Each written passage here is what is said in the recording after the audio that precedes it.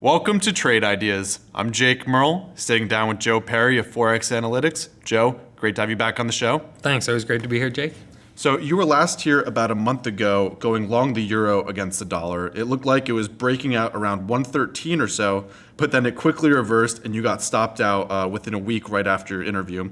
I know that was just a short-term trade that didn't work out. However, I believe for today you have another trade on the euro, except this time you're going short.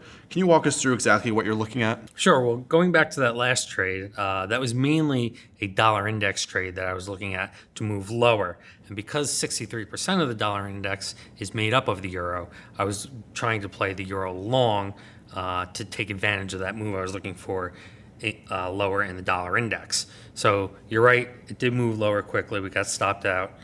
Then it did go up actually to 114 right from there, but it didn't go to the target I was looking for of 115.50, which tells me that it's weak overall because it didn't even reach up to that 115.50 level, which is kind of in the middle of that 118, 112 level that we had been in for a really long time. So today I'm looking to go short the euro. And so actually, just to back up a bit, you've actually been a dollar bull, bearish on the euro for the better part of the past 6 to 9 months since you've actually first been on Real Vision last fall. And it was actually just last interview a month ago where you put on a short-term counter trend trade. And now it looks like you're going back to your original thesis where you're bearish on the euro. And now it looks like you're looking to play it against the British pound. Is that right? So the reason I'm not playing the dollar today is because Powell's speaking on Wednesday. And because the payrolls were strong out of the US the other day, you could go either way or you could stay neutral. So I kind of want to stay away from the dollar, at least for the next couple days, and not go near that. But when you look at the euro against the pound, there are a number of things going on there. The data actually out of the UK has been okay. It hasn't been great, it hasn't been bad, but it's been pretty stable.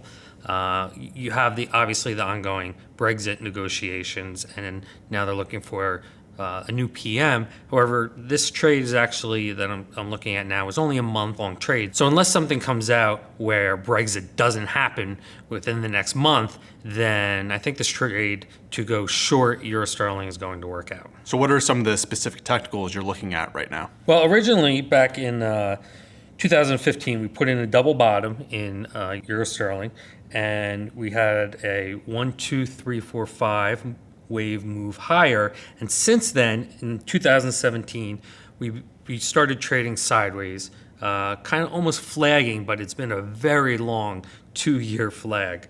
Low was put in 2019 at 85.43.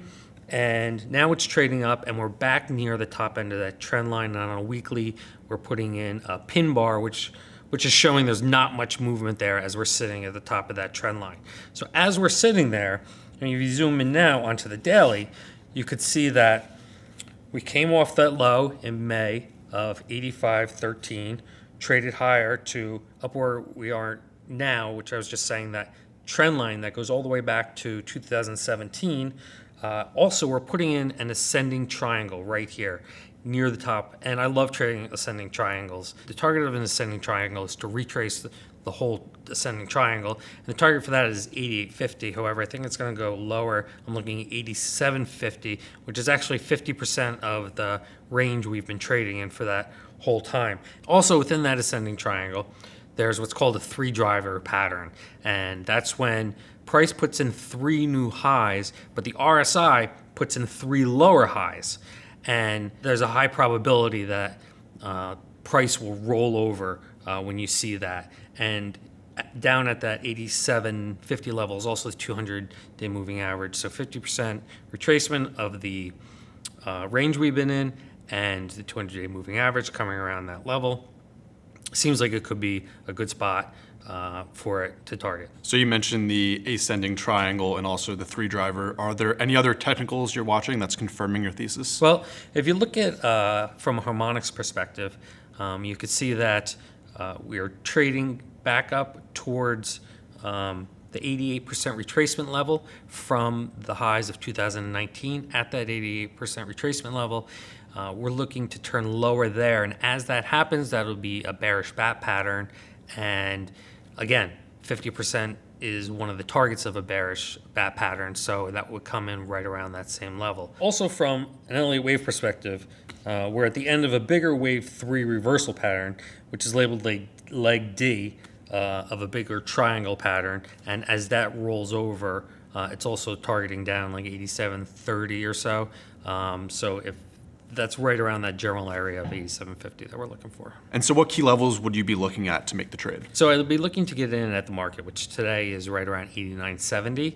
I'm going to have a tight stop on it, though, up around 90.22. However, if it does break through there, I'd be looking to get short again up around 91, which is the highs from earlier in the year. Target on the downside is 87.50, as I've been saying.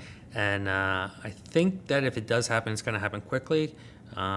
Probably within a month or so. And what would you say is the biggest risk to your trade? The biggest risk is that the ECB comes out and begins, with this less dovish speak than they have been. The data may come out a little better over the course of the next month, which may push the euro a little bit higher. Something may happen over the next month and Brexit is done and over with and everything's great. So that would be some of the things. And so we do have an important Fed meeting coming up at the end of July. And I know this play isn't on the dollar specifically, but how do you think the Fed meeting could impact your thesis? One of the reasons I'm trying to stay away from the dollar here is because of Powell speaking, the Fed coming up.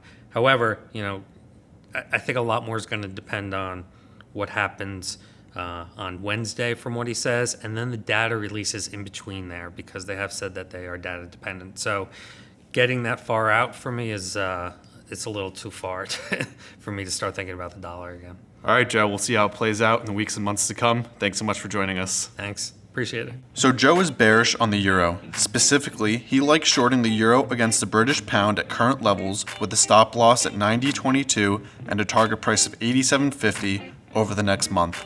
That was Joe Perry of ForexAnalytix, and for Real Vision, I'm Jake Merl.